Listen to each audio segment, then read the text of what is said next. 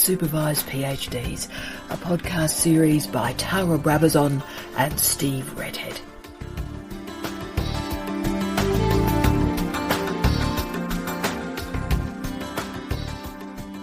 Hello, my name's Tara Brabazon. And I'm Steve Redhead. And welcome to this fourth podcast in our series, How to Supervise PhDs. And our fourth podcast is on the importance of expertise from a supervisor.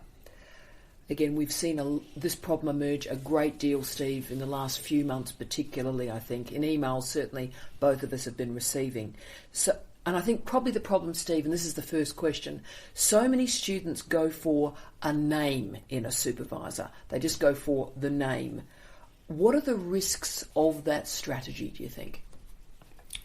Well, there can be good aspects of that strategy. You know, it can definitely work. I've seen lots of examples where that works, and that is part of this thing about fit. And if the student has researched the particular person and they go to that faculty or that particular institution because that person is there, and it very often does happen, then there can often be successful outcomes. I think we have to to say that, and it can be a wonderful partnership, and there's lots and lots of examples of that. The trouble is that the idea of a name doesn't necessarily mean that person's going to supervise you properly. And I think that's where the fallout starts, because globally now there is a real separation between, if you like, celebrity professors around the world, and I say some of those are great supervisors, and I would encourage students to apply to them. But very often the idea of globally celebrity professors, celebrity academics of various kinds, what you've got there is people who just simply won't have the time to do this supervision, and that they're offering themselves as potential PhD supervisors, but they don't do the work. Very often their minions do the work, and I think that's why potential students have to be careful. And it doesn't necessarily mean that if you're going to be a PhD student of that particular name, that you're going to get through at all or get a PhD out of it. There are all kinds of problems as a result of that. Exactly, and if the mix is wrong, if the fit is wrong, if the person is wrong, I mean, just because they're a celebrity professor doesn't mean they're a good person. That's the first thing. But also I think that the system, I don't think it's an individual thing, I think it's to do with the system of universities globally now. That may have worked at one time, but it's unlikely to work in most cases, I think. So I think you have to do, as we've said in this podcast series, you have to do your research much more carefully.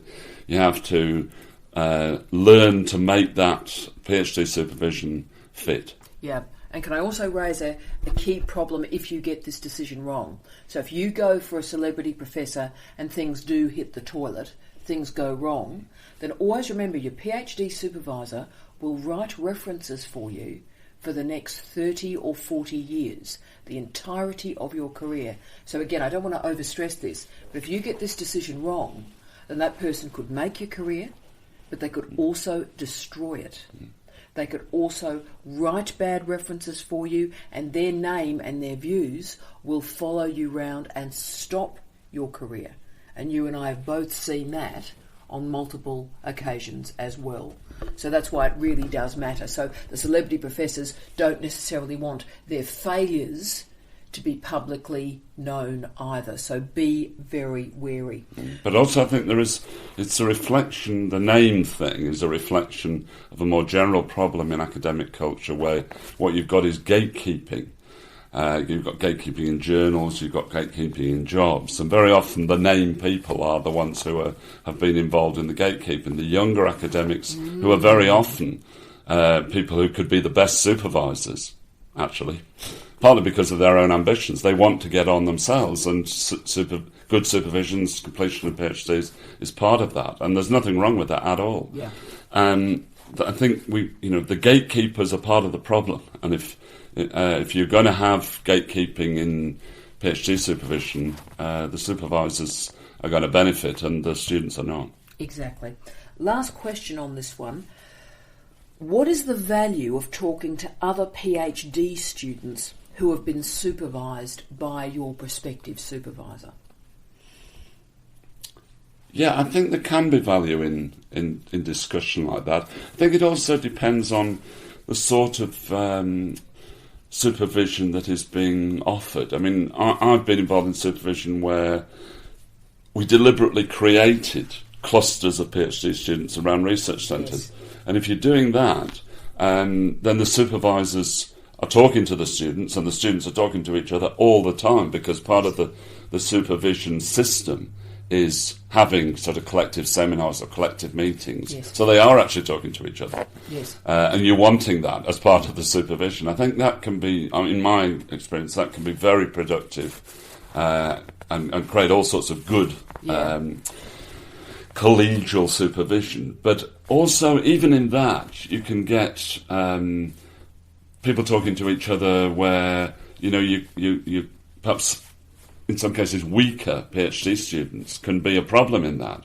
So you can get talk about, so-and-so's not really supervising me properly, when it's actually really the problem is actually the student. Yeah. Student can't do it. One of the things about a PhD is that it's a very difficult qualification to get, and it should be. Not everybody can do it, and quite often you do get people who are manifestly good at undergraduate level or honours level or even master's level, but who can't hack it at a PhD level. And I'm not being cruel about that. I just think it's a fact of life. And then sometimes that, talking to other students, other students who are supervised by these people, it can actually be quite a negative experience. It can be a false negative. So I think that's a problem. But, the idea of students talking to each other is a good thing. I just think there are problems with that if you start to get stereotypes of particular ways of supervision. Oh, I agree with that. And one of the reasons you and I started to record PhD podcasts, and again, listeners probably have heard ones we've done with Anne McLeod or Mick Winter, for example. Yes. We've done many over the years. But part of that was to open the Pandora's box of supervision, yes, so that people around the world could actually hear what supervision is like, or yes, a version of that. And I think that's been very powerful and very successful. Yeah. And again, that's not about knowing Anne or knowing Mick, but about seeing what the process looks like. But I think Steve's made a great point there, which I will highlight, and that's the importance of clustering. It very rarely happens. It's happened once in my career, Steve. It happened with the MIPC, the Manchester Institute for Popular Culture, where a large number of students were supervised in a 7 to 8 year period. Are you happy with that? Yep. Revolved around Manchester music, Manchester sport. Absolutely. And it was magnificent. The students talked with each other. It was, to use a Manchester word, buzzing. Yeah.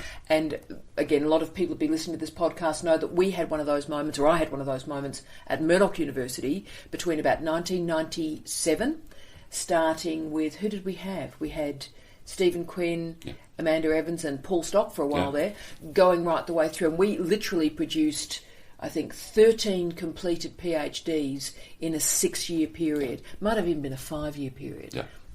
And how that operated, guys, just so you get a sense of the shape of that, is they used to do all the supervision over 1 day or 2. Each student would have a weekly meeting of half an hour. It would often take me 3 or 4 hours to do the prep for that half an hour, reading the work, so we can really make that half an hour buzzing.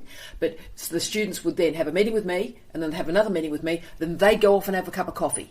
And then the third person would join them, and then they would come loop back and say, we've got a question. So it was a really exciting, buoyant time. So I'd be supervising them, and then they'd almost be supervising each other as well. So it was algorithmic in its success. The challenge of that is it can at times be competitive, and you've got to keep that as good competition, and it often was with me, and again with your great students as well, but keeping the competition positive to become their best selves rather than competing with one another is often a challenge. But I think that's a great way of describing it. And we already, the Manchester Institute of Popular Culture is preceded by the Unit for Law and Popular Culture as well, which is where we really tried it out. And I saw, successes and failures there. But also I'd had this idea in mind from looking at the Centre for Contemporary Culture Studies at the University of Birmingham, which I first came across when I was a PhD student at the University of Warwick, and Warwick and Birmingham talked to each other, so I knew quite a lot about the PhD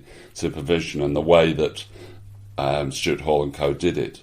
And I certainly learned a lot from them, but I also learned a lot from the Unit for Law and Popular Culture before the Manchester Institute for Popular Culture. So I'd already kind of experimented with that cluster and could see some of the, if you like, the competitive things that you're talking about, and they can be negative.